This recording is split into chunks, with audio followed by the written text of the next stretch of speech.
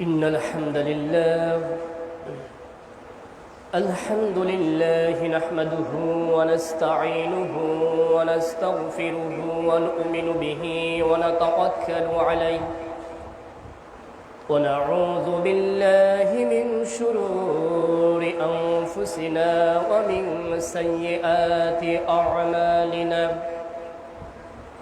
من يهده الله فلا مضل له ومن يضلله فلا هادي له وأشهد أن لا إله إلا الله وحده لا شريك له وأشهد أن محمدا عبده ورسوله أما بعد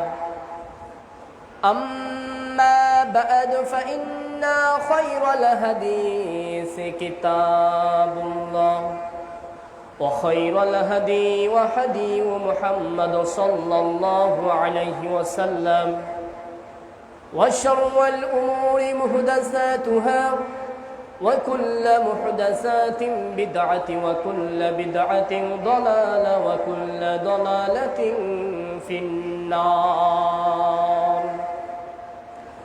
الذي أرسله بالحق بشيرا ونذيرا وداعيا إلى الله بإذنه وسراجا منيرا أما بعد فقد قال الله تبارك وتعالى في كلامه المجيد والفرقانه الحميد أعوذ بالله من الشيطان الرجيم بسم الله الرحمن الرحيم يا أيها الناس اتقوا ربكم الذي خلقكم من نفس واحدة وخلق منها زوجها وبث منهما رجالا كثيرا ونساء واتقوا الله الذي تساءلون به والأرحام إن الله كان عليكم رقيبا بسم الله الرحمن الرحيم يا أيها الذين آمنوا اتقوا الله حق تقاته ولا تموتن إلا وأنتم مسلمون بسم الله الرحمن الرحيم يا أيها الذين آمنوا اتقوا الله وقولوا قولا سديدا يصلح لكم أعمالكم ويغفر لكم ذنوبكم ومن يطع الله ورسوله فقد فاز فوزا عظيما بسم الله الرحمن الرحيم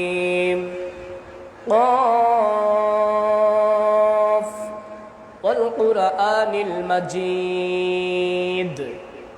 بل عجبوا أن جاءهم منذر منهم فقال الكافرون هذا شيء عجيب أإذا متنا وكنا ترابا ذلك رجع بعيد قد علمنا ما تنقص الأرض منهم وعندنا كتاب حفيظ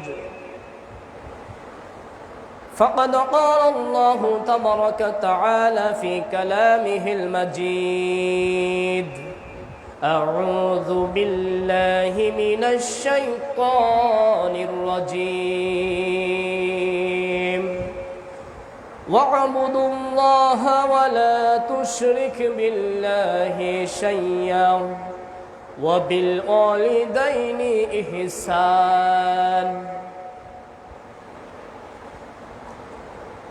الحمد لله আজকের এই জুম্মার খুতবায় উপস্থিত হামজা রাদিয়াল্লাহু আনহু জামে মসজিদের সম্মানিত প্রাণপ্রিয় মুসল্লিবৃন্দ এবং পর্দার অন্তরালে অবস্থানরত সম্মানিতা দিনদার পরেশগার অবলা সরলা মা ও বোনেরা, খুতবার পূর্বে শতকোটি শুকরিয়া জানাই সে মহান আল্লাহ সুবহানাহু ওয়া তাআলার দরবারে, যে মহান আল্লাহ সুবহানাহু ওয়া তাআলার অশেষ মেহেরবানিতে, যে মহান আল্লাহ সুবহানাহু ওয়া তাআলার অশেষ দয়ায়, যে মহান আল্লাহ সুবহানাহু ওয়া তাআলা দুনিয়াবী জীবনের সকল কর্মব্যস্ততাকে উপেক্ষা করে, যে মহান আল্লাহ সুবহানাহু ওয়া তাআলা বাতিলের কার আবদ্ধ সমাজের মধ্যে আপনাকে আমাকে পবিত্র কোরআন এবং সহিহ হাদিসের আলোকে জীবন গড়ার লক্ষ্যে পৃথিবীর সর্বশ্রেষ্ঠ জায়গায় এসে 2 রাকাত সালাত আদায় করার এবং জুম্মার খুতবা দেওয়া এবং আপনাকে শ্রবণ করার যে শক্তি, যে মহান সত্তা দিয়েছেন,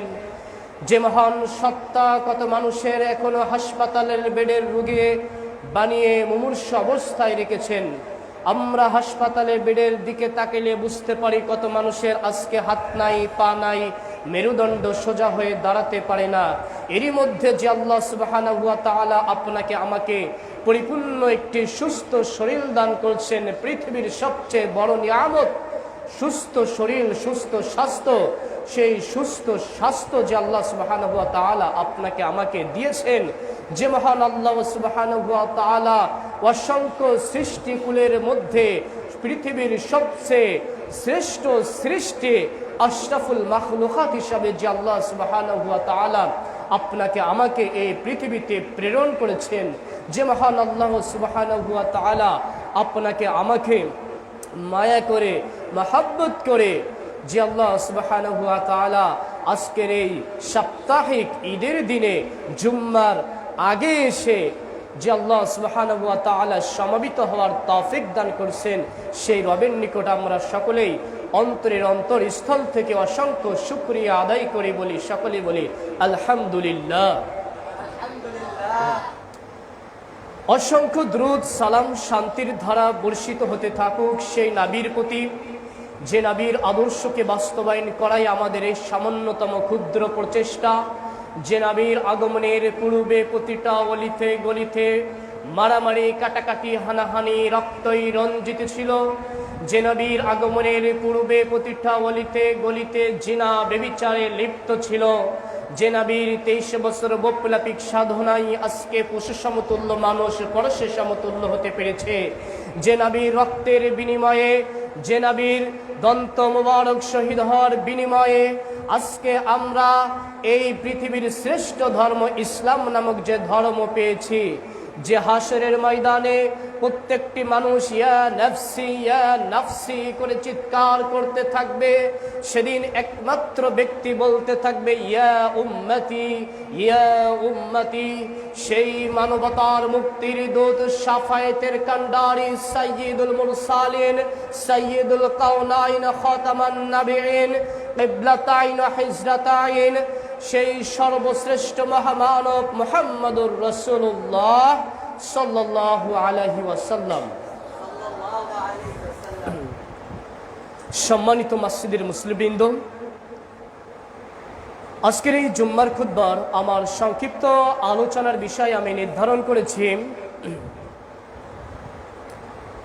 পিতামাতার প্রতি সন্তানের দায়িত্ব ও কর্তব্য। পিতামাতার প্রতি সদাচরণ কেমন হবে,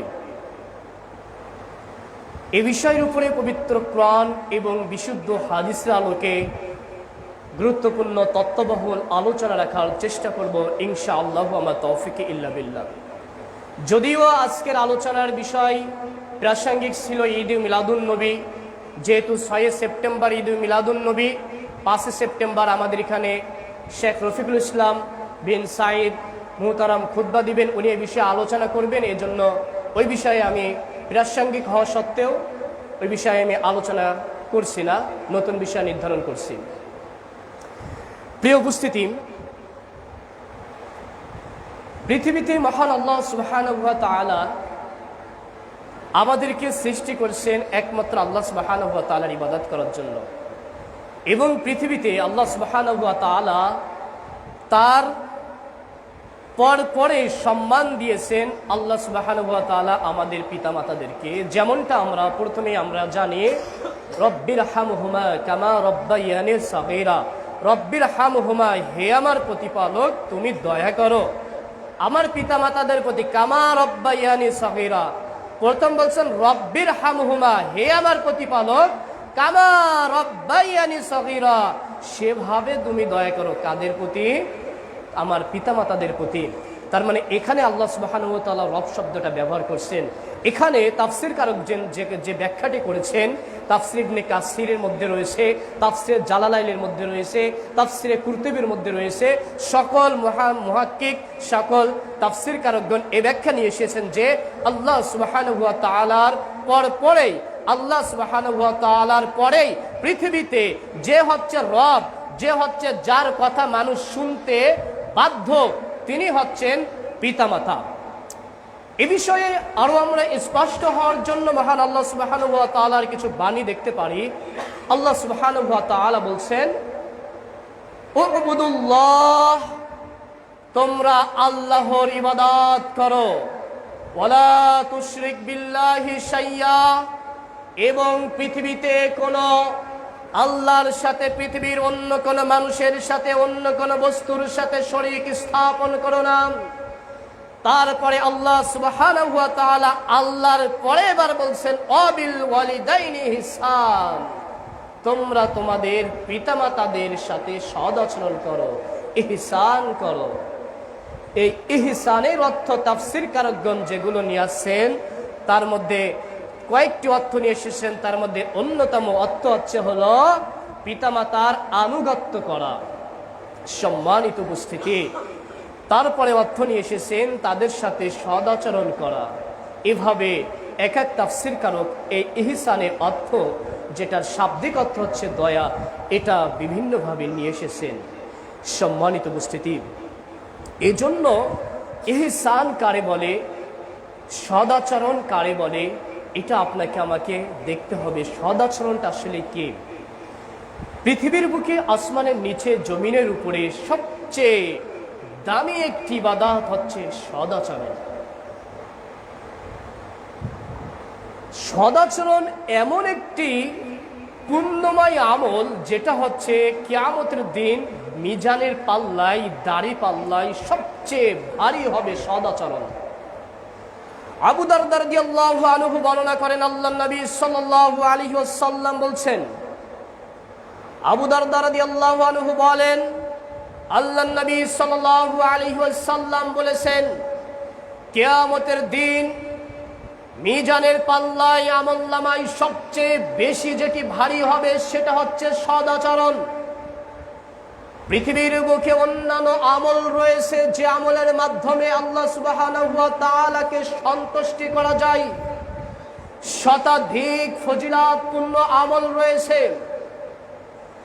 আসমানের নিচে, জমিনের উপরে আল্লাহ সুবহানাহু ওয়া তাআলা ডাকার সবচেয়ে বড় মাধ্যম হচ্ছে সালাত। যে সালাত কোনো ওজর বুঝে না, যে কোনো পরিস্থিতিতে মানুষকে আদায় করতে হয়। আল্লাহ সুবহানাহু ওয়া তাআলার সন্তুষ্টি করার সবচেয়ে বড় মাধ্যম হচ্ছে সিয়াম পালন করা। পৃথিবীর বুকে সবচেয়ে একটি বড় ইবাদত হচ্ছে হলো হজ পালন করা। যখন একটি মানুষ হজ পালন করে আসে, তখন ওই ব্যক্তি এমন ভাবে আসে, একটি সন্তান তার মায়ের গর্ভ থেকে দুনিয়াতে যেভাবে নিষ্পাপ হয়ে আসে, যে ব্যক্তির হজ আল্লাহ সুবহানাহু ওয়া তাআলা কবুল করে থাকেন, ওই ব্যক্তি ঠিক ওইভাবে আসেন। আমি যেটা বোঝাতে চাচ্ছি যে এই সালাত, এই সিয়াম, এই হজ, যত ইবাদত রয়েছে আমাদের, সব ইবাদতের যে ওজন, যে আল্লাহ সুবহানাহু ওয়া তাআলার কাছে যে প্রিয়, এর নেকি দাড়ির যে পাল্লা, এগুলো এক পাল্লায় রাখা হবে। আর সদাচরণের যে ওজনটা, সদাচরণের আমলটা এক পাল্লায়। তার মানে সকল আমল এক পাল্লায় আর সদাচরণের আমল এক পাল্লায়।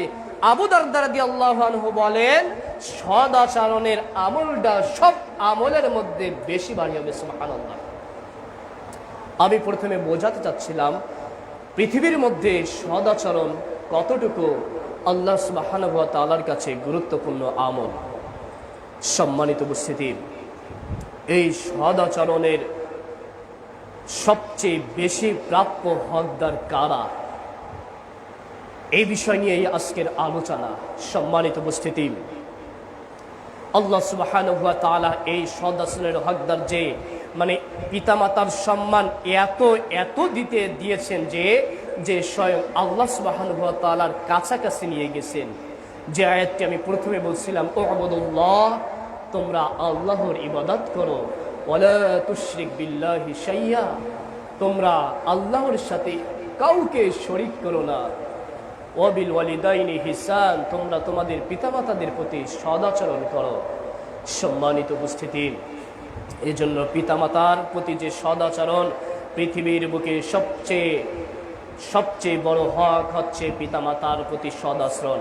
পিতামাতার প্রতি সন্তানের যে দায়িত্ব কর্তব্য রয়েছে, তার মধ্যে সবচেয়ে প্রথম যে দায়িত্ব কর্তব্য সেটা হচ্ছে ইহসান করা, পিতামাতার প্রতি সদাচরণ করা, সুন্দর ব্যবহার করা। সম্মানিত উপস্থিতি, এক সাহাবী আল্লাহ নবী সাল্লাল্লাহু আলাইহি ওয়াসাল্লামের কাছে এসে জিজ্ঞাসা করছেন, হাদিসটি আমাদের বহু আমাদের পরিচিত একটি হাদিস, তারপরেও আমাদের জুম্মার সময় স্মরণ করিয়ে দিতে হয় আমাদের মানার জন্য, আমল করার জন্য। এক সাহাবী আল্লাহ নবী সাল্লাল্লাহু আলাইহি ওয়াসাল্লামের কাছে এসে জিজ্ঞাসা করছেন, ইয়া নবী সাল্লাল্লাহু আলাইহি ওয়াসাল্লাম, আমি সবচেয়ে বেশি সদাচরণ করব কার সাথে? কে আমার সবচেয়ে বেশি সদাচরণ পাওয়ার হকদার? আল্লাহ নবী সাল্লাল্লাহু আলাইহি ওয়াসাল্লাম বললেন, তোমার মা। তারপরে ওই সাহাবী আবার জিজ্ঞাসা করলেন, আল্লাহ নবী, এরপরে আমি কার সাথে সদাচরণ করব? আল্লাহ নবী বললেন, তোমার মায়ের সাথে। তারপরে ওই ব্যক্তি বললেন, আল্লাহর নবী, আমি তো বুঝলাম আমি মায়ের সাথে সদাচরণ করব, এরপর আমি কার সাথে সদাচরণ করব? মুহাম্মদ সাল্লাল্লাহু আলাইহি ওয়াসাল্লাম বললেন, তোমার মায়ের সাথে তুমি সদাচরণ করবে। এরপর পরপর তিনবার আল্লাহ নবী সাল্লাল্লাহু আলাইহি ওয়াসাল্লাম মায়ের কথা বললেন। এর পরবর্তীতে সাহাবী জিজ্ঞাসা করলেন, আল্লাহর নবী, এরপর কে? তারপর বললেন, সুম্মা আবুকা, অতঃপর তোমার পিতা। সম্মানিত উপস্থিতি, এজন্য পৃথিবীর ভিতরে সবচেয়ে সদাচরণের যে হক পাওয়ার অধিকার, তিনি হচ্ছে আপনার আমার পিতামাতা। পিতামাতা যখন চলে যায়, পিতামাতা যখন দুনিয়া থেকে চলে যাবে, তখন আপনি আমি হাজার সাধনা করলেও আপনি আমি কিন্তু আর তাদের সাথে সদাচরণ করার সুযোগ কিন্তু পাবো না। পিতামাতা বেঁচে থাকা অবস্থায় আপনাকে আমাকে তাদের সাথে সদাচরণ করে নিতে হবে এবং তাদের মাধ্যমে আপনাকে আমাকে জান্নাত পেয়ে নিতে হবে। আর যদি না নিতে পারে, আপনার আমার মতো দুর্ভাগ্যবান ব্যক্তি আরও কেউ থাকবে না। একদা আল্লাহ নবী সাল্লাল্লাহু আলাইহি ওয়াসাল্লাম এরকম মেহরাবে উঠছেন খুতবা দেওয়ার সময়। খুতবা দেওয়ার পরে জিবরাইল আমিন আল্লাহ নবী সাল্লাল্লাহু আলাইহি ওয়াসাল্লামের কাছে সে বলছেন, রগিমান ফো, রগিমান ফো, ওই ব্যক্তির নাক ধুলাই ধূসারিত হোক, ওই ব্যক্তির নাক ধুলাই ধূসারিত হোক। আল্লাহ সুবহানাহু ওয়া তাআলা স্বয়ং বলছেন, ওই ব্যক্তির উপরে আল্লাহ সুবহানাহু ওয়া তাআলা লানত, ওই ব্যক্তির উপরে আল্লাহ সুবহানাহু ওয়া তাআলার ক্রোধ। তখন জিবরাইল আমিন এভাবে যখন বলছেন, আল্লাহ নবী সাল্লাল্লাহু আলাইহি সাল্লাম বলছেন, আমিন আমিন। খুতবার পরবর্তীতে সাহাবীগণ জিজ্ঞাসা করছেন, হে ইয়া রাসূলুল্লাহ সাল্লাল্লাহু আলাইহি সাল্লাম, আপনি পরপর কেন তিনবার আমিন বললেন? তখন আল্লাহ নবী সাল্লাল্লাহু আলাইহি সাল্লাম বললেন, জিবরাইল আমিন আমার কাছে এসে বলল, এবং কি বলল হচ্ছে, যে ব্যক্তি দুনিয়াতে তার পিতা মাতা উভয়কে একজনকে পেল, পিতা মাতাকে দুনিয়াতে পেল, অথচ নিজেকে পাপকে মোচন করতে পারলো না, পিতা মাতাকে পেল অথচ জান্নাতে যেতে পারলো না, ওই ব্যক্তির মতো হতভাগা ব্যক্তি, ওই ব্যক্তির মতো দুর্ভাগ্যবান ব্যক্তি আসমানের নিচে জমিনের উপরে আর কেউ নাই। ওই ব্যক্তির ব্যাপারে আল্লাহ সুবহানাহু ওয়া তাআলা লানত করেছেন, মুহাম্মদ সাল্লাল্লাহু আলাইহি ওয়াসাল্লাম অভিশপ্ত হিসাবে ঘোষণা দিয়েছেন। আল্লাহু আকবার। কত বড় একটি নিয়ামত আপনার আমার বাড়িতে রয়েছে, এরপরেও আপনি আমি সেই নিয়ামতকে আমি সঠিকভাবে সম্মান দিতে চাই না, সেই নিয়ামতকে আজকে আপনি আমি মূল্যায়ন করতে চাই না। যখন আপনার আমার মূল্য চলে যাচ্ছে দুনিয়া ছেড়ে, তখন আপনি আমি কত আফসোস। কিন্তু বেঁচে থাকতে যদি আপনি আমি তাদেরকে মূল্যায়ন না করতে পারি, তাহলে আপনার আমার ইহকালেও ধ্বংস, পরকালও ধ্বংস হবে। সম্মানিত উপস্থিতি, এজন্য পিতামাতার প্রতি আপনার আমার সদাচরণ করতেই হবে। যদিও পিতামাতা যদিও আপনার আমাকে অকাট্য ভাষায় কথা বলে, পিতামাতা যদিও মুশরিক হয়। একদা আল্লাহর নবী সাল্লাল্লাহু আলাইহি সাল্লামের কাছে এক সাহাবী আসেন। এক সাহাবী এসে জিজ্ঞাসা করে বলছেন, আল্লাহর নবী, আমার মা বাবা আপনাকে অনেক গালি দেয়।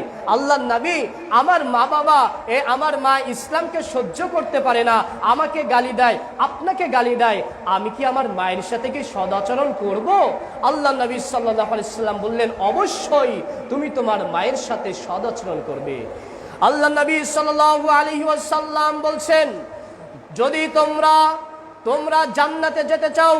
এক সাহাবী এসে আল্লাহর নবী সাল্লাল্লাহু আলাইহি ওয়াসাল্লামের কাছে এসে জিজ্ঞাসা করলেন, আল্লাহর নবী, আমাকে জান্নাতে যাওয়ার কিছু আমলের কথা বলে দিন। আল্লাহর নবী সাল্লাল্লাহু আলাইহি ওয়াসাল্লাম বলছেন, তুমি তোমার মা বাবাকে সেবা করো, তাদের মধ্যেই তোমার জান্নাত রয়েছে, তাদের মধ্যেই তোমার জাহান্নাম রয়েছে। সম্মানিত উপস্থিতি, বাবা মা যদি আপনার আমার বিপক্ষে চলে যায়, বাবা মা যদি আপনাকে আমাকে অকথ্য ভাষায় কথা বলে, বাবা মা আপনি আমি যেটা করতেছি আপনার আমার সব কিছুর বিরুদ্ধে চলে যাচ্ছে, তবুও বাবা মার সাথে আপনাকে আমাকে সদ আচরণ করতে হবে, নম্র আচরণ করতে হবে। দেখুন, ইব্রাহিম আলাইহিস সালাম তিনি একটি কাফেরের ঘরে জন্মগ্রহণ করেছিলেন। তার বাবা ছিল একজন কাফের ব্যক্তি। তারপরে ইব্রাহিম আলাইহিস সালাম কিন্তু তার বাবার সাথে খারাপ আচরণ করেননি, তার বাবার সাথে কিন্তু খারাপ ব্যবহার করেননি। সম্মানিত উপস্থিতি, পিতামাতা যত সময় শরিয়াত বিরোধী কোনো কথাবার্তা না বলবে, তত সময় আপনাকে আমাকে পিতামাতার আনুগত্য করতেই হবে। সম্মানিত উপস্থিতি, পিতামাতা আপনার বিরুদ্ধে চলে যাবে, যেমন বাস্তব কিছু কয়েকটি কথা বলি, তারপরেও পিতামাতার সাথে আপনার আচরণ কেমন হবে একটু লক্ষ্য করুন। যেদিন পিতামাতা যখন বৃদ্ধ হয়ে যায়, তখন তাদের কথাবার্তা উল্টো হয়ে যায়। তারপরেও আপনার আমার বিরুদ্ধে পিতামাতা অকথ্য ভাষায় কথা বলবে, এরপরেও পিতামাতার সাথে সদাচরণ করতে হবে। আপনি আপনার আপনার মাকে খেতে দিয়ে বাড়ি থেকে বাইর হয়েছেন, ভালোভাবে বোঝার চেষ্টা করবেন। আপনার মাকে আপনি খেতে দিয়ে বাইর হয়ে গেছেন, তারপরই অন্য একজন ব্যক্তি আপনার মায়ের সামনে গিয়ে আছে, আপনার মা তখন বলতেছে যে আমার সন্তান আমারে খেতে দেয় না, আমার সন্তান আমারে পড়তে দেয় না। আপনি খেতে দিয়ে বাইর হয়েছেন, বাইর হওয়া মাত্রই আপনার মা আপনার বিরুদ্ধে বলতেছে যে আমার সন্তান আমারে খেতে দেয় না। এখন আপনি কি করবেন? এরপরেও আপনার মায়ের সাথে আপনার সদাচরণ করতে হবে। আপনি যখন কাজকর্ম করে বাসায় আসছেন, বাসায় আসার পরে আপনার মাকে আপনি দেখতে পাচ্ছেন যে প্রস্রাব পায়খানার উপরে শুয়ে রয়েছে। আপনার স্ত্রীকে গিয়ে বলছেন, মা কেন এখনো প্রস্রাবের উপরে, পায়খানার উপরে মা কেন এখনো শুয়ে আছে? আপনার স্ত্রী বলছে, তোমার মাকে যখন আমি পরিষ্কার করতে গিয়েছিলাম, পরিচ্ছন্ন করতে গিয়েছিলাম, যাওয়ার সাথে সাথে তোমার মা আমারে অকথ্য ভাষায় কথা বলছে, আমারে গালিগালাজ করছে, তোমার মাকে তুমি সেবা করো। আপনার মা আপনার স্ত্রীকে অকথ্য ভাষায় গালিগালাজও দিয়েছে, এরপরেও আপনি কি করবেন? এরপরেও আপনার মায়ের সাথে আপনার সদাচরণ করতে হবে। আপনি আপনার মাকে হাত খরচের জন্য টাকা দিচ্ছেন, আপনার মা সেই টাকা জমিয়ে আপনার বোনের বাড়িতে পাঠিয়ে দিচ্ছে। আপনার সন্তান এবং আপনার বোনের সন্তান একসাথে খেতে বসেছে। আপনার সন্তান, আপনার বোনের সন্তান একসাথে খেতে বসেছে, ওই খাওয়ার সময় আপনার ওই মা আপনার ওই বোনের ছেলের প্লেটে মাছের মাথাটা দিচ্ছে আর আপনার ছেলের প্লেটে খাবারই দিচ্ছে না, এরপরেও আপনার মায়ের বিরুদ্ধে যাওয়া যাবে না। এর নাম হচ্ছে মা। পৃথিবীর বুকে, আসমানের নিচে, জমিনের উপরে মা যত প্রকার অন্যায় করুক, বাবা যত প্রকার আপনার সাথে অন্যায় করুক, জুলুম করুক না কেন, আপনি তার বিরুদ্ধে যেতে পারবেন না। এর নাম হচ্ছে মা বাবা। আল্লাহর নবী সাল্লাল্লাহু আলাইহি ওয়াসাল্লামের কাছে এক সাহাবী এসে বলছেন, আল্লাহর নবী, আমার মা বাবা, আমার বাবা আমার সম্পদকে নষ্ট করে দেয়, আমার বাবা আমার মা আমার সম্পদকে নষ্ট করে দেয়, তারা নষ্ট করতে আসে, আমি এই মুহূর্তে এখন কি করব?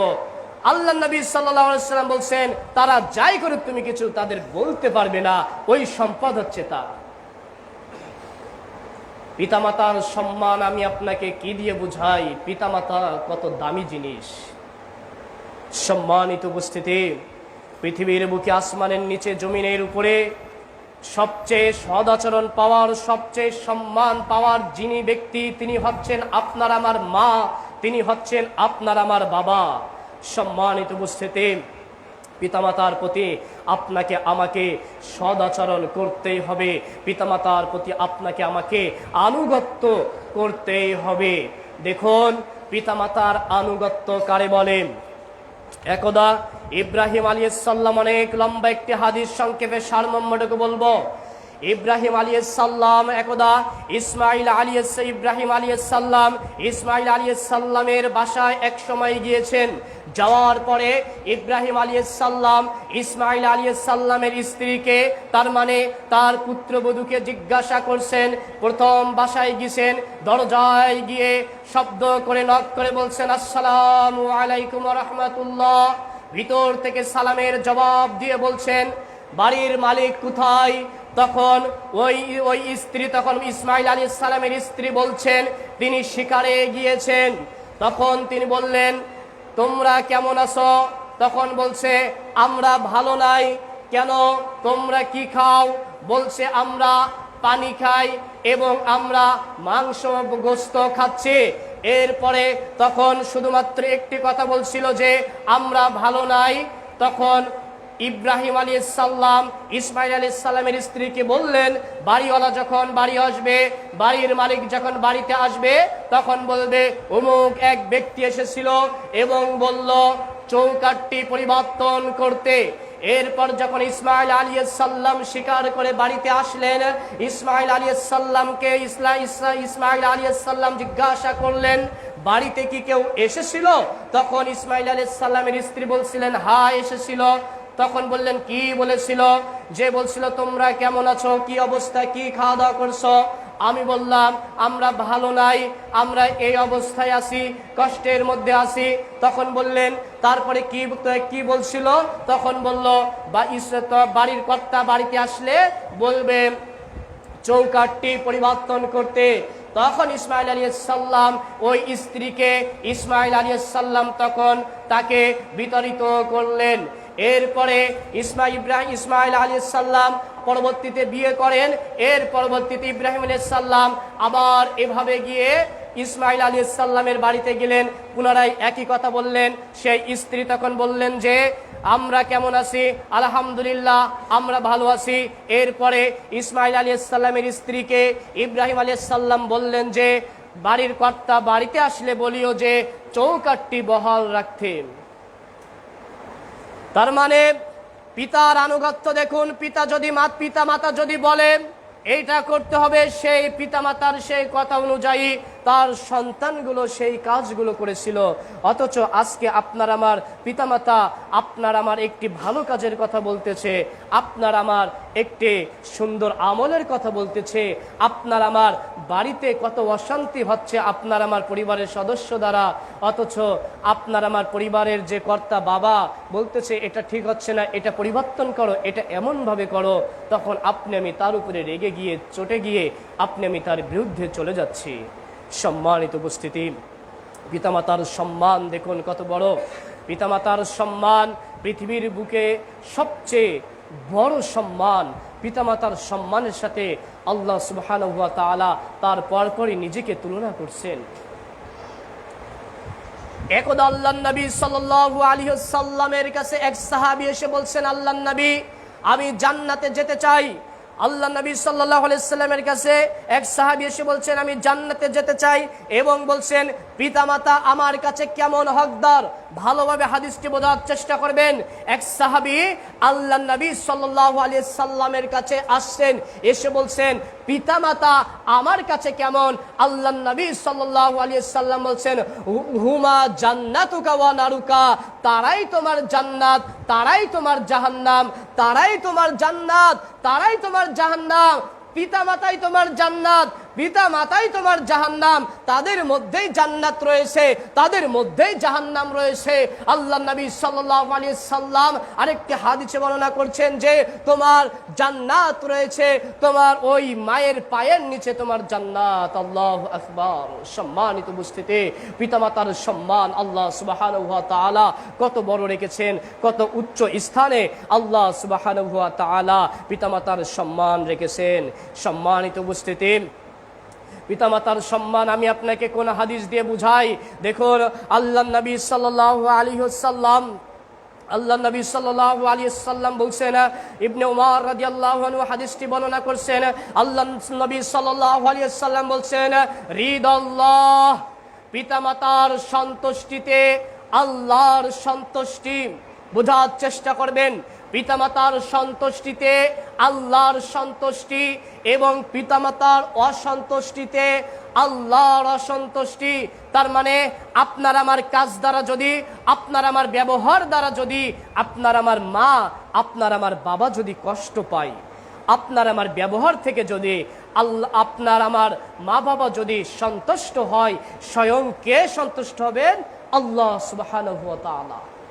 আপনার আমার ব্যবহার থেকে যদি আপনার আমার মা বাবার অসন্তুষ্ট হয়, স্বয়ং আল্লাহ সুবহানাহু ওয়া তাআলা অসন্তুষ্ট হবে।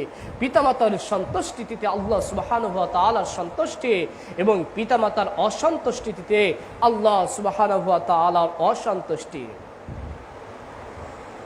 পিতামাতা যদি একবার অসন্তুষ্ট হয়ে যায়, তাহলে আপনার আমার কিন্তু দুনিয়াও শেষ, আখিরাতও শেষ। একটি বনি ইসরাইলের একটি ঘটনা বলি। বনি ইসরাইলের সময় আমরা জুরাইজের যে ঘটনা আমরা সবাই জানি, তিনি এক আবেদ ব্যক্তি ছিলেন। তখন জুরাইজের মা তখন জুরাইজকে ডাক দিচ্ছিলেন, তখন জুরাইজ সালাত করছিলেন, হাদিসটি আমরা সবাই জানি। জুরাইজ তখন ভাবছেন, আমি কি সালাতটিকে ত্যাগ করব নাকি আমার মায়ের ডাকটি আমি শুনবো? সে তখন দ্বিধাদ্বন্দ্বের মধ্যে পড়ে যায়। সে তখন ভাবছে, না, আমি সালাতটা শেষ করে নেই। বোঝার চেষ্টা করুন, সে বলতেছে আমি সালাতটা শেষ করে নেই। জুরাইজের মা তখন রাগ করে বললেন, এই সন্তানকে আল্লাহ তুমি কঠিন শাস্তি দিও, একে অপমানিত করিও। এরপরে এক রাখাল ব্যক্তি সন্তান প্রসব করালো, এক ব্যভিচারিণী নারী। ওই ব্যভিচারিণী নারী যখন সন্তান প্রসব করালো, তখন সকলেই মিলে ওই দোষটি তখন ওই জুরাইজের উপরে তখন দোষটি চাপিয়ে দেওয়া হলো। আমরা জানি দোলনায় কয়ে 3টা বাচ্চা সে শিশু কথা বলেছিল, তার মধ্যে ওই সন্তান একটি। তখন ওই যে অবৈধ যে সন্তানটি ছিল, ওই সন্তান তখন বলেছিল, আমার যিনি জন্ম দিয়েছেন তিনি হচ্ছে ওই রাখাল। সম্মানিত উপস্থিতি, তখন সত্যটা প্রকাশিত হলো। এখান থেকে আপনি আমি যেটা বুঝতে পারছি যে জুরাইজের মা তাকে যে কষ্ট পেয়ে যে বলছিল ও অপমানিত হোক, তার মানে ওই জুরাইজ কিন্তু পরবর্তীতে প্রকাশিত হলেও সাময়িক সময়ের জন্য কিন্তু অপমানিত হয়েছিলেন। এর নাম হচ্ছে মায়ের দোয়া, এর নাম হচ্ছে মায়ের বদদুয়া। সম্মানিত উপস্থিতি, আল্লাহর নবী সাল্লাল্লাহু আলাইহি সাল্লাম বলছেন, আবু হুরায়রা রাদিয়াল্লাহু আনহু হাদিসটি বর্ণনা করছেন, আল্লাহর নবী সাল্লাল্লাহু আলাইহি সাল্লাম বলছেন, তিন ব্যক্তির দোয়ার মধ্যে আল্লাহ সুবহানাহু ওয়া তাআলার কোনো পর্দা থাকে না। তিন ব্যক্তির দোয়া আল্লাহ সুবহানাহু ওয়া তাআলা সরাসরি কবুল করে থাকেন। তিন ব্যক্তির দোয়া আল্লাহ সুবহানাহু ওয়া তাআলা মুহূর্তের মধ্যে কবুল করে নেন। তার মধ্যে অন্যতম এক ব্যক্তি হচ্ছে পিতামাতার দোয়া সন্তানের জন্য, এবং সন্তানের জন্য পিতামাতার দোয়া। তার মানে আপনার আমার বাবা, আপনার আমার মা ওই মহান রবের নিকট যে দোয়াটি করতেছে, সেই দোয়াটি মহান রব আপনার আমার দোয়া করতে যে দেরি হচ্ছে, পূরণ করতে সে দেরি হয় না। আল্লাহু আকবার। এজন্য আমরা যারা এখানে উপস্থিত রয়েছি, ছোট বড় সকলেই আমাদের মা বাবার নিকট থেকে সর্বদা সব সময় দোয়া চেয়ে নিতে হবে। সর্বদা সর্ব অবস্থায় আমরা কিন্তু এই জিনিসগুলো আমরা করি না। আমরা আজকে দোয়া চাইতে যাই পীর সাহেবের কাছে, আমরা আজকে দোয়া চাইতে চাই বিভিন্ন মাজারে, আমরা আজকে দোয়া চাইতে চাই বড় বড় বুজুর্গদের কাছে, আমরা বিভিন্ন জায়গায় দোয়া চাইতে যাই। আল্লাহ নবী সাল্লাল্লাহু আলাইহি সাল্লাম বলছেন, তিন ব্যক্তির দোয়া আল্লাহ সুবহানাহু ওয়া তাআলা ফিরাতে লজ্জা পান। তিন ব্যক্তির দোয়া আল্লাহ সুবহানাহু ওয়া তাআলা সরাসরি কবুল করে থাকেন। তার মধ্যে আপনার আমার যে পিতামাতা আপনার আমার জন্য যে দোয়া করবে সেটা কবুল হয়ে যাবে। আল্লাহু আকবার। সম্মানিত উপস্থিতি, এজন্য আমরা যে কোনো কাজ করার সময়, যে কোনো মুহূর্তে আমরা সর্বদা আমাদের বাবা মায়ের কাছে আমরা অনুরোধ করব, বাবা মা আমি এই কাজটা করতে চাচ্ছি, আমার জন্য একটু দোয়া রাখিও, আমার জন্য একটু দোয়া করিয়েন। আমরা সর্বদা মা বাবার কাছে এভাবে আকুতি মিনতি করে দোয়া করব। অবশ্যই আল্লাহ সুবহানাহু ওয়া তাআলা আমাদের দোয়া কবুল করবেন ইনশাআল্লাহ। এজন্য যে সকল ছাত্র যারা রয়েছে সবার প্রতি আমি দৃষ্টি আকর্ষণ করে বলছি, আমাদের যখন মা বাবার সাথে দেখা হবে, কারণ এত বড় একটি রহমত আল্লাহ সুবহানাহু ওয়া তাআলা আপনার আমার মাঝে রেখে দিয়েছেন যে মা বাবা, যখন দেখা হবে তখন মা বাবার কাছে চাইতে হবে, মা বাবা আমার জন্য এটা যেন সহজ হয়ে যায়, তুমি দোয়া করিও। আর যখন আপনি আপনার মা বাবার কাছে চাইবেন, একটি মা বাবার কাছে পৃথিবীর সবচেয়ে শ্রেষ্ঠ নিয়ামত মনে করে কিন্তু তার সন্তান। আর সন্তানটা যখন তার মা বাবার কাছে দোয়া চাইবে, ওই মা বাবা কিন্তু একেবারে অন্তর খুলে কেঁদে কেঁদে কিন্তু ওই রবের নিকট কিন্তু দোয়া করবে। আর ওই রব যদি এই দোয়া যদি শুনতে পায়, এই দোয়া কিন্তু আর ফেরত আসবে না, সঙ্গে সঙ্গে কিন্তু দোয়া কবুল হয়ে যাবে। আল্লাহ সুবহানাহু ওয়া তাআলা আমাদের সকলকে মা বাবার কাছে বেশি বেশি করে দোয়া চাওয়ার তৌফিক দান করুক, আমিন। সম্মানিত উপস্থিতি, যে কথা বলছিলাম পিতামাতার সম্মান সম্পর্কে, পিতামাতার সম্মান কথা উঠছে আল্লাহ সুবহানাহু ওয়া তাআলা রাখছেন। পিতামাতার সম্মান আল্লাহ সুবহানাহু ওয়া তাআলা এমন দিতে দিতে এমন দিয়েছেন যে আল্লাহ সুবহানাহু ওয়া তাআলার সাথে তিনি তুলনা করছেন। যে হাদিসটি বলছিলাম যে ওই পিতামাতার মধ্যে জান্নাত রয়েছে, ওই পিতামাতার মধ্যে জাহান্নাম রয়েছে, এভাবে পিতামাতার সম্পর্কে শতাধিক হাদিস বর্ণিত হয়েছে। একদা আল্লাহর নবী সাল্লাল্লাহু আলাইহি সাল্লামের কাছে এক সাহাবী এসে জিজ্ঞাসা করছেন এবং আল্লাহর নবী সাল্লাল্লাহু আলাইহি সাল্লামের কাছে আসছেন, কি ব্যাপার? আল্লাহর নবী জিজ্ঞাসা করলেন, কিসের জন্য আছো? ওই বা সাহাবীটি তখন বলছেন, আল্লাহর নবী আমি জিহাদে যেতে চাই, আমি যুদ্ধ করে আমি শহীদ হয়ে জান্নাতে যেতে চাই। ওই সাহাবীকে আল্লাহর নবী সাল্লাল্লাহু আলাইহি সাল্লাম বললেন, হে আমার সাহাবী, তোমার বাড়িতে কি তোমার পিতামাতা বেঁচে আছে? ওই সাহাবী বললেন, নাম ইয়া রাসূলুল্লাহ, হ্যাঁ আল্লাহর নবী আমার বাড়িতে আমার মা বাবা বেঁচে রয়েছে। তখন ওই সাহাবীকে আল্লাহর নবী বললেন, যাও তুমি বাড়িতে ফিরে যাও, বাড়িতে গিয়ে তুমি তাদেরকে সেবা যত্ন করো, তাদের মধ্যেই তোমার জান্নাত রয়েছে, তাদের মধ্যেই তোমার জাহান্নাম।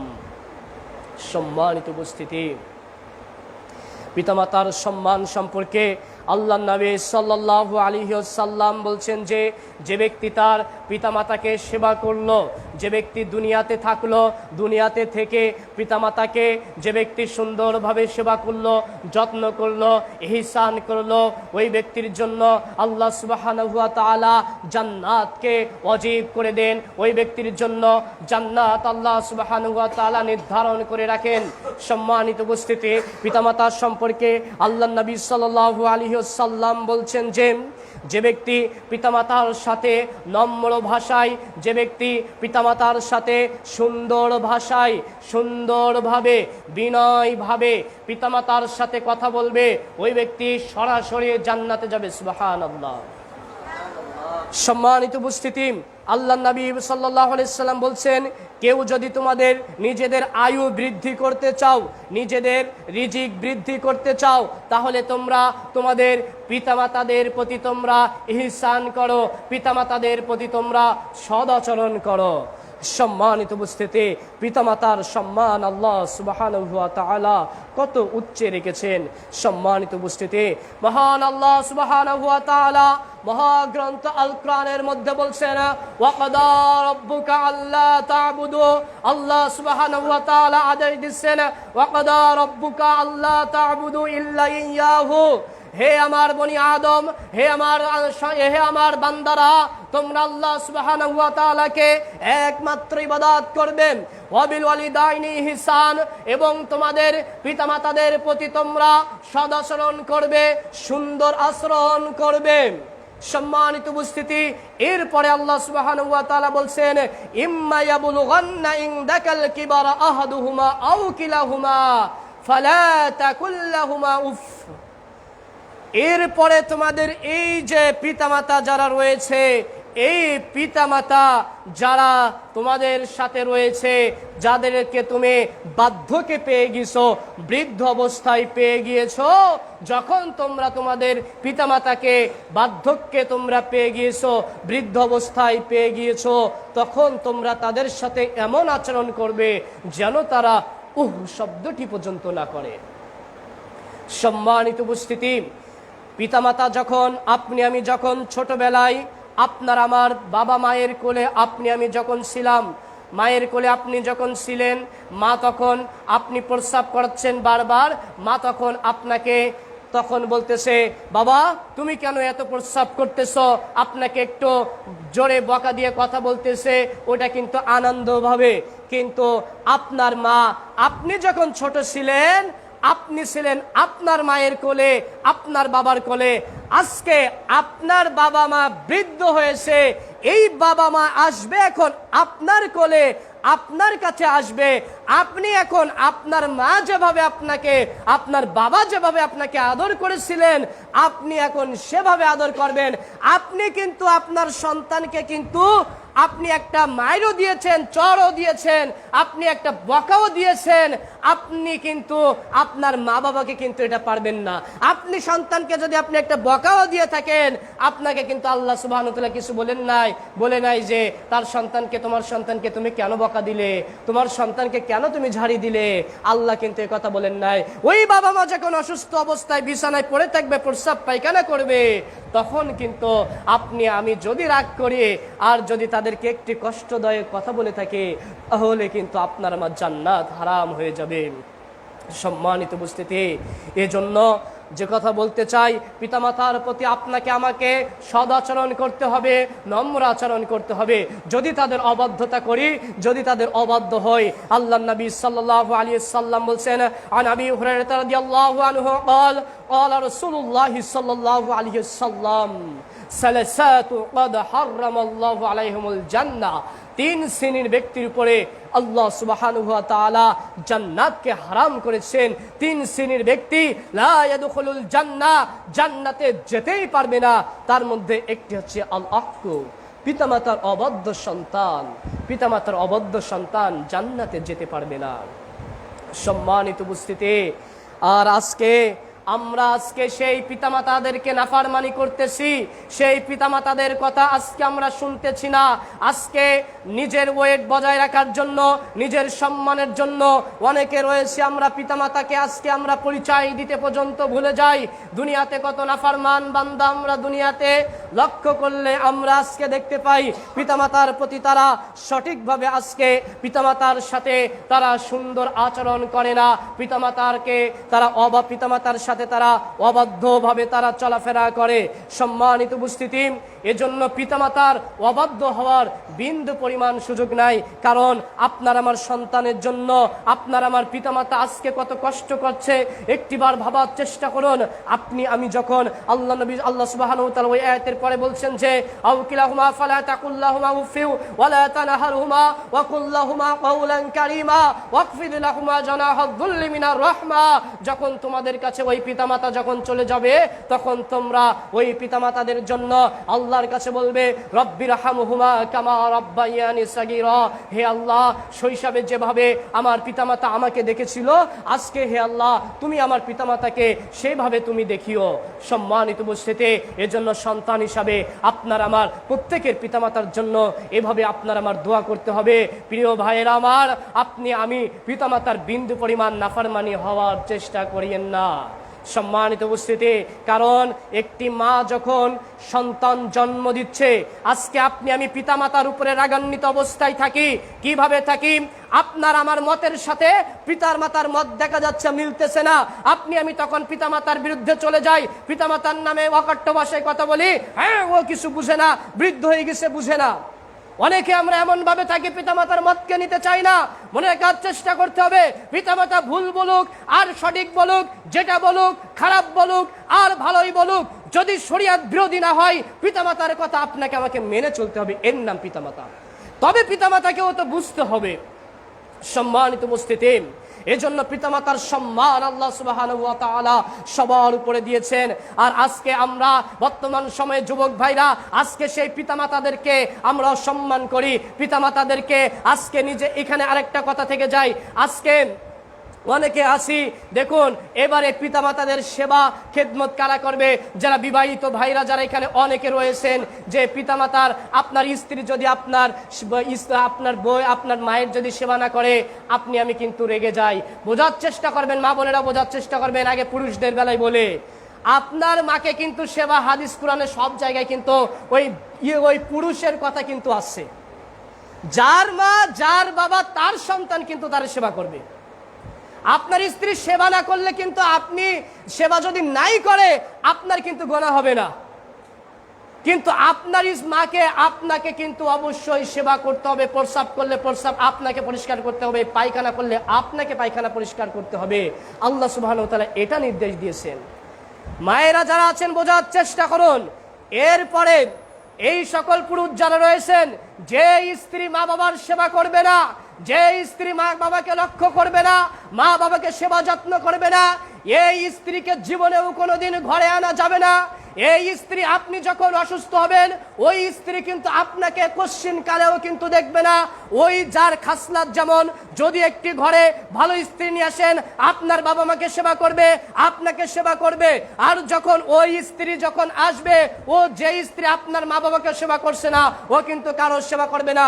এই জন্য যারা মায়েরা বোনেরা রয়েছেন, বোঝার চেষ্টা করুন, আপনিও কিন্তু একদিন শাশুড়ি হবেন, আপনিও একদিন কারো মা হবেন।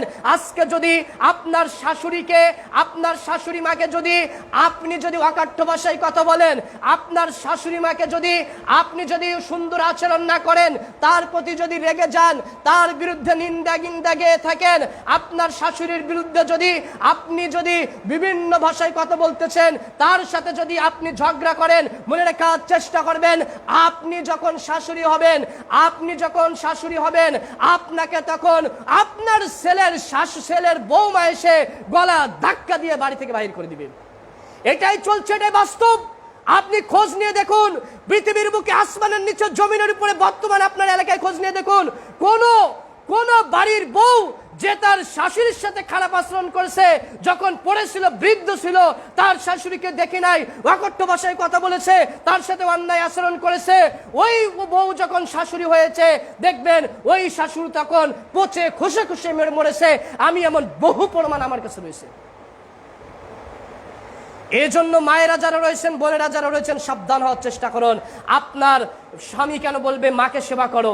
আপনার স্বামী কেন বলবে মার সাথে তুমি সুন্দর আচরণ করো, মার প্রস্রাব পায়খানা পরিষ্কার করো? আপনাকে নিজেকে গিয়ে ভাবতে হবে যে ওটা আমার শাশুড়ি, ওটা তো আমার মা। সম্মানিত উপস্থিতি, পুরুষদেরও ভাবতে হবে তার শ্বশুর শাশুড়িকে। আপনি চাচ্ছেন আপনার বাড়িতে এসে আপনার বউ তখন শুধুমাত্র আপনার মা বাবাকে সেবা করবে, আর আপনার শ্বশুর আপনার পাশ দিয়ে চলে যায়, নাক সিটকি এভাবে চলে যান, কথা বলা তো দূরের কথা, আপনি তার বাড়িতেও যান না, কোনোদিন দেখা হলেও সারা কোনো কথাই হয় না, তাহলে আপনার বউ তো আপনার বাবার সাথে এমন আচরণ করবে স্বাভাবিক। এজন্য স্বামী স্ত্রী যারা রয়েছেন উভয়ের পিতামাতার প্রতি যখন উভয় সম্মান প্রদর্শন করবেন, তখন কিন্তু পিতামাতার সম্মান পরিবারের মধ্যে কিন্তু সুন্দরভাবে চলে আসবে। সম্মানিত উপস্থিতি, এ কথা বলছিলাম। এর পরবর্তীতে আজকে যারা আমরা এখানে যুবক ভাই যারা রয়েছি, আমরা দেখা যাচ্ছে আমরা একটা কাজ করতেছি, সেই কাজটা আমরা নিজেরা বুঝতেছি না। আপনার আমার গুরুজন, আপনার আমার বাবা মা কিন্তু আপনার আমার ভালো মন্দ বুঝতেছে। এরপরে বাবা বলতেছে, বাবা তুমি এই কাজটা করো না, বাবা তুমি এই কাজটা, এটা ঠিক হচ্ছে না, তখন আমি তার বিরুদ্ধে চলে যাচ্ছি। বোঝার চেষ্টা করুন, সে বাবাকে যখন বাবা আমার বিরুদ্ধে চলে যাচ্ছে, বাবাকে আমি গালি দিচ্ছি। বোঝার চেষ্টা করুন অবস্থা কত দুর্দশা অবস্থা হয়ে গেছে। আজকে সন্তান ওই বাবাকে বিভিন্ন ভাষায় কথা বলতেছে, বাবাকে খারাপ ভাবে কথা বলতেছে, ওই বাবাকে বিভিন্ন ভাষায় কথা বলতেছে। বাবা কারে বলে একটুখানি বোঝার চেষ্টা করুন। আপনার যে বাবাকে আজকে আপনি খারাপ বলতেছেন, আপনার ওই যে খারাপ বাবা আজকে আপনাকে 500 টাকা দৈনিক হাত খরচ দিচ্ছে না, যে বাবা আপনাকে একটি বাইক কিনে দিচ্ছে না, যে বাবা আপনাকে একটি মোবাইল কিনে দিচ্ছে না, এই খারাপ বাবা, বোঝার চেষ্টা করুন, ওই বাবার যখন বয়সটা 20 ছিল, ওই বাবা আপনাকে আজকে সুন্দরভাবে একটি পোশাক পরানোর জন্য, একটু খাওয়ানোর জন্য ওই 20 বছর বয়সে প্রবাসে চলে গেছে, 25 বছর বয়সে এসেছে, 25 বছর বয়সে আছে, এসে আপনার মাকে ওই বাবা তখন বিবাহ করছে। আপনার বাবা আবার সেই প্রবাসে চলে যায়, যাওয়ার পরে আপনি পৃথিবীর মুখ দেখলেন, আপনি পৃথিবীতে চলে আসছেন, আসার পরে ওই বাবা আবার 35 বছর বয়সে, আপনার বয়স যখন 8-10 বছর বয়সে, ওই বাবা তখন আবার দেশে আছে, আপনাকে দেখছে। যে বাবা আবার চলে গেল 50 বছর তার জীবনটা প্রবাসে কাটালো, আর আপনি এখন 20 বছরের যুবক, আপনি ভাবতেছেন আমার বাবা আমাকে এটা কেন করে দিল না, আমার বাবা এটা কেন করলো, ওটা কেন করলো। যে বাবা তার জীবনের 50টা বছর মাটি করছে আপনার জন্য, 50টা বছর মাথার ঘাম পায়ে ফেলে, যে বাবা আপনাকে সুন্দরভাবে পোশাক পরানোর জন্য, সুন্দর খাওয়ানোর জন্য, একটি ভালো স্কুলে, একটি ভালো মাদ্রাসায় পড়ানোর জন্য যে বাবা মা এত কষ্ট স্বীকার করতেছে, আজকে সেই বাবা মাকে কিভাবে আমি আজকে খারাপ ব্যবহার করতে পারি? যে বাবা মা 50 বছর পর্যন্ত বাবা ওই প্রবাসে থাকছে, 50 বছর আশা বয়সে থাকার পরে ওই বাবা যখন তার ওই প্রবাসে থাকা অবস্থায় যত আত্মীয় স্বজন মারা গিয়েছে, কারোর জানাজায় আসতে পারে নাই ওই বাবা। আপনার মায়ের কাছে তার যখন ফুরফুরা যৌবন ছিল, আপনার মায়ের কাছে ওই বাবা তখন আসতে পারে নাই। আপনি যখন ছোট ছিলেন, আপনাকে তখন আদর করে মন চাইতো একটু সন্তানকে জড়াই ধরতে, ওই বাবা তখন আপনার ভালোর জন্য, আপনাকে একটু সুন্দর ভবিষ্যৎ গড়ার জন্য ওই বাবা আপনাকে কোলে পিঠে নিতে পারি নাই। ওই বাবা তার এখন যখন তার যৌবন পার করে চলে যাচ্ছে, জীবনের শখ আল্লাহ সব কিছু চলে গেছে, এখন বাড়িতে আসার পরে আপনার মায়ের কাছে ওই বাবা যেতেও তার আর সেই শক্তি, সেই যৌবন নাই, যে বাবা এত কিছু বিলিয়ে দিয়েছে। আর আজকে সেই বাবাকে আমি অকট্য ভাষায় আজকে কথা বলতেছি, আমি খারাপ বলতেছি। একটিবার ভাবার চেষ্টা করুন, আমিও কিন্তু একদিন বাবা হব। সম্মানিত উপস্থিতি, সময় শেষ হয়ে গেছে, আলোচনা লম্বা করছি না। মহান আল্লাহ সুবহানাহু ওয়া তাআলা আপনার আমার বাবার প্রতি সদাচরণ করার তৌফিক দান করুন, আপনার আমার মায়ের প্রতি যতভাবে সম্মান করার তৌফিক দান করুন, আমিন। ওয়া আখিরু দাওয়ানা আলহামদুলিল্লাহি রাব্বিল আলামিন। আলহামদুলিল্লাহি রাব্বিল আলামিন ওয়াল আকিবাতু লিল মুত্তাকিন ওয়াসসালাতু ওয়াসসালামু আলা আশরাফিল আমবিয়া ওয়াল মুরসালিন ওয়া আলা আলিহি ওয়া আসহাবিহি আজমাইন। ইন্নাল্লাহা ওয়া মালাইকাতাহু ইউসাল্লুনা আলান নবী ইয়া আইয়ুহাল্লাযীনা আমানু সাল্লু আলাইহি ওয়া সাল্লিমু তাসলিমা। আমরা সকলে দরুদ ইব্রাহিম পাঠ করি। আল্লাহুম্মা সাল্লি আলা মুহাম্মাদ ওয়া আলা আলি মুহাম্মাদ কামা সাল্লাইতা আলা ইব্রাহিম ওয়া আলা আলি ইব্রাহিম ইন্নাকা হামিদুম মাজিদ। আল্লাহুম্মা বারিক আলা মুহাম্মাদ ওয়া আলা আলি মুহাম্মাদ কামা বারাকতা আলা ইব্রাহিম ওয়া আলা আলি ইব্রাহিম ইন্নাকা হামিদুম মাজিদ।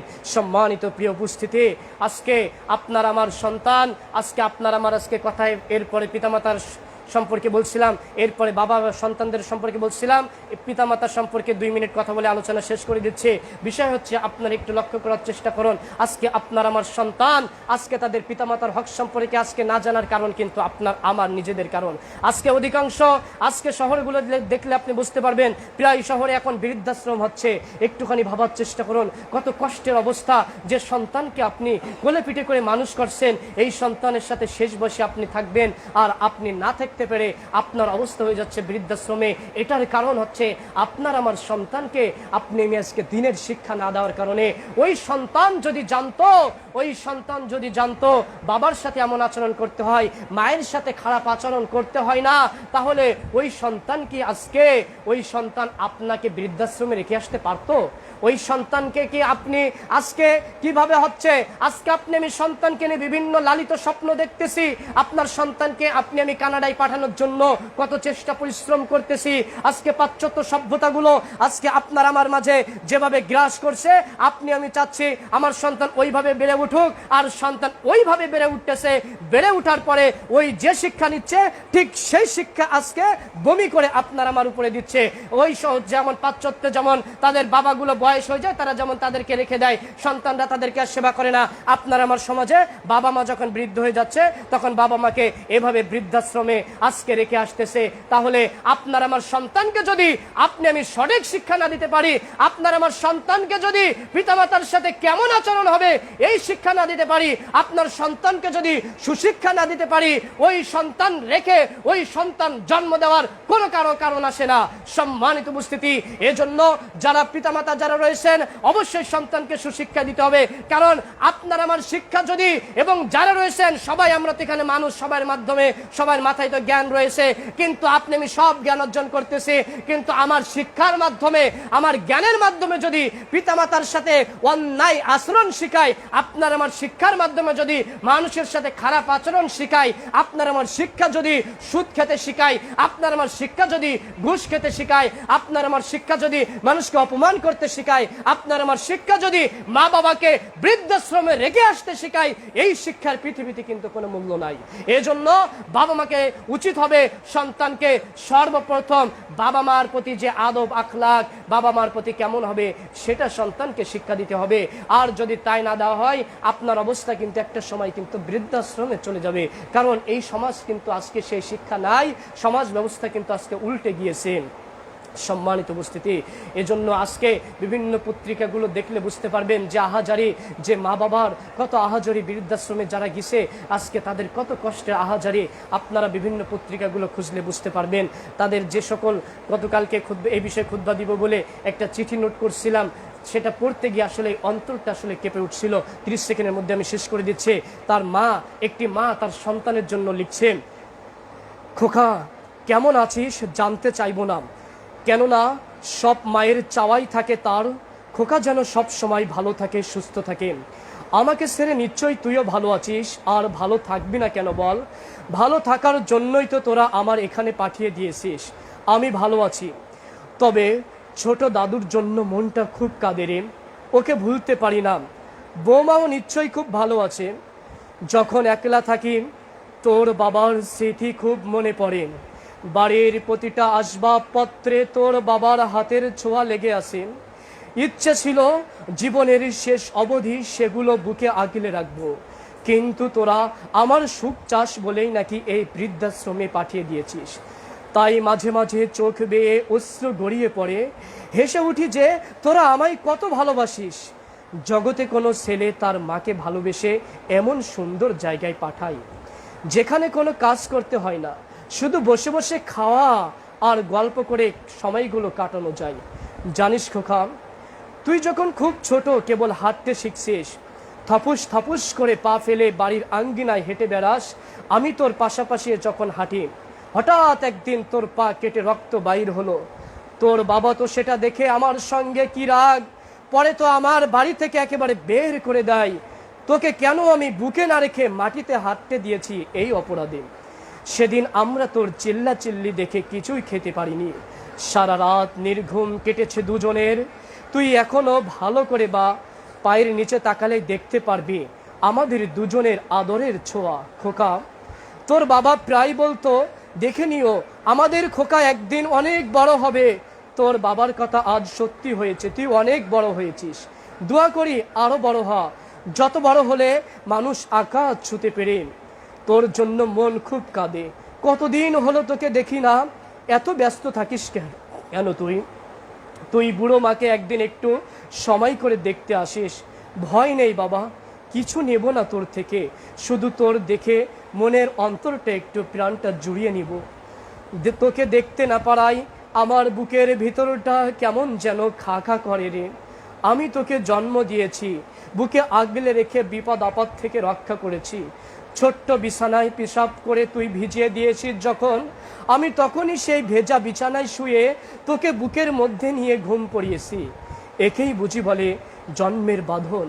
এই বাঁধনটা বাবা কেটে দিস নে, কেটে দিলে সবাই তোকে অমানুষ ভাববে, আর আমি মা হয়ে সেটা সইব কেমন করে বল? আজ আর নয়, আমার বংশের প্রদীপ ছোট দাদুর প্রতি খেয়াল রাখিস। ভালো থাকিস খোকা, হাজার বছর তোকে আল্লাহ বাঁচিয়ে রাখুক।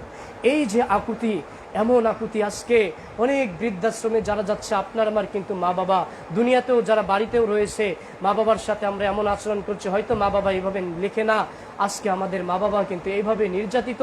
আজকে সন্তানকে, আপনার সন্তানকে আপনি একটু ভাবেন, নিজে না খেয়ে নিজে না পড়ে আজকে সন্তানকে রাতে যা ঘুমাতে যাচ্ছে মা বিছানায় প্রস্রাব করে দিচ্ছে, আবার উপর করে তাকে শুয়ে নিচ্ছে। এই মা বাবাকে আজকে যদি আপনাকে আমাকে আপনার সন্তান যদি ভুলে যায়, অকাট্য ভাষায় কথা বলে বৃদ্ধাশ্রমে রেখে আসে, তাহলে আপনার আমার কতটা কষ্ট হবে। তাহলে আপনার আমার সন্তানকে এটা থেকে পরিত্রাণের উপায় সন্তানকে সুশিক্ষায় শিক্ষিত করা। এজন্য আল্লাহ সুবহানাহু ওয়া তাআলা আমাদের সকলকে পিতামাতার প্রতি যথাযথ সম্মান দেওয়ার এবং সুশিক্ষায় শিক্ষিত করার তৌফিক দান করুক, আমিন। আমরা সকলেই দোয়া করি আমাদের যে সকল পিতামাতা কঠিন কবরের মধ্যে চলে গেছে, আল্লাহ সুবহানাহু ওয়া তাআলা তাদের কবরের আযাবকে মুক্ত করে জান্নাতুল ফিরদাউসের বাসিন্দা বানিয়ে নিন, আমিন। আল্লাহ সুবহানাহু ওয়া তাআলা আমাদের মধ্যে যারা ঋণগ্রস্ত রয়েছে, আমাদের সকল ঋণকে মুক্তি করার তৌফিক দান করুক, আমিন।